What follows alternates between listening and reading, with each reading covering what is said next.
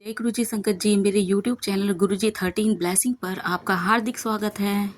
जय गुरु जी। शुक्राना गुरु जी। आप सभी साथ संगत जी को जय गुरु जी। गुरु जी आप सभी पर मेहर बनाए रखें, सरबद्दा भला सरबद्दा भला।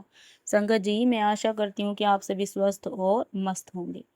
संगत जी जैसे कि मैं डेली आपके साथ में एक मोटिवेशनल स्टोरी भी शेयर करती हूँ, आज उसी कड़ी को आगे बढ़ाते हुए आज की जो कहानी है वह है आइसक्रीम की डिश। कि किस तरीके से हम अपने स्वार्थ के बारे में सोचकर दूसरों को अहित पहुंचाते हैं और कैसे वो लोग जिनको हम अहित पहुंचाते हैं वो हमारे भले के लिए बहुत कुछ कर जाते हैं। जब हमें सच्चाई का पता चलता है तो हमारी आंखों में सिर्फ पश्चाताप के आंसू ही शेष मात्र रह जाते हैं। आज यह कहानी आपको उसी तरफ प्रेरित करेगी। कहानी शुरू होती है एक छोटे से होटल से। एक बार की बात है, शहर के एक छोटे से होटल में दोपहर का समय था। होटल में लोगों की अच्छी खासी भीड़ थी। सभी अपने अपने भोजन और नाश्ते का आनंद ले रहे थे। तभी लगभग 10-12 वर्ष का एक छोटा लड़का होटल में आया। उसके कपड़े साधारण थे, लेकिन उसके चेहरे पर आत्मविश्वास और मासूमियत साफ झलक रही थी। बस एक खाली मेज पर वह जाकर बैठ गया। कुछ देर बाद एक वेटर उसके पास आया और बोला, बेटा आपको क्या चाहिए? लड़के ने विनम्रता से पूछा, भैया वनीला आइसक्रीम कितने रुपए की है? वेटर उस समय थोड़ा व्यस्त था। उसने जल्दी से उत्तर दिया, 50 रुपए की। लड़के ने अपनी जेब से कुछ सिक्के और नोट निकाले। वह ध्यान से उन्हें गिनने लगा। फिर उसने सिर उठाकर पूछा, और संतरा फ्लेवर वाली आइसक्रीम कितने की है? वेटर को लगा कि लड़का शायद कम पैसे होने के कारण बार बार पूछ रहा है। उसने थोड़े अधीर स्वर में कहा, 35 रुपए की है। लड़के ने मुस्कुराते हुए कहा, ठीक है भैया, मेरे लिए एक संतरा फ्लेवर आइसक्रीम ले आइए। कुछ ही मिनटों में वेटर आइसक्रीम और बिल लेकर आया। लड़का बड़े आनंद से आइसक्रीम खाने लगा। उसके चेहरे पर एक ऐसी खुशी थी मानो उसने कोई बड़ी जीत हासिल कर ली हो।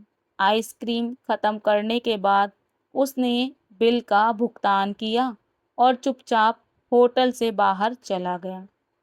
थोड़ी देर बाद जब वेटर मेज साफ करने आया तो उसकी नज़र प्लेट के पास रखे कुछ सिक्कों पर पड़ी। उसने उन्हें उठाकर गिना तो वह पूरे 15 रुपए थे। वह यह देखकर आश्चर्यचकित रह गया। तभी उसे समझ आया कि लड़के के पास कुल 50 रुपए ही थे। यदि वह चाहता तो वैनिला आइसक्रीम खरीद सकता था और सारे पैसे स्वयं पर खर्च कर देता, लेकिन उसने ऐसा नहीं किया। उसने 35 रुपए की आइसक्रीम इसलिए चुनी ताकि बचे हुए 15 रुपए वह वेटर को टिप के रूप में दे सके। यह सोचकर वेटर की आंखों में आंसू आ जाते हैं।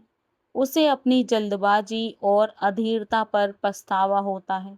जिस बच्चे को उसने साधारण समझा था वह तो बहुत बड़ा दिल रखने वाला निकला। उस छोटे से बालक ने उसे जीवन का एक अमूल्य पाठ सिखा दिया था, दूसरों की खुशी और सम्मान का ध्यान रखना। उस दिन वेटर ने महसूस किया कि महानता धन दौलत में नहीं बल्कि सोच और व्यवहार में होती है। दूसरों के प्रति संवेदनशीलता, दया और सम्मान ही इंसान को वास्तव में बड़ा बनाते हैं।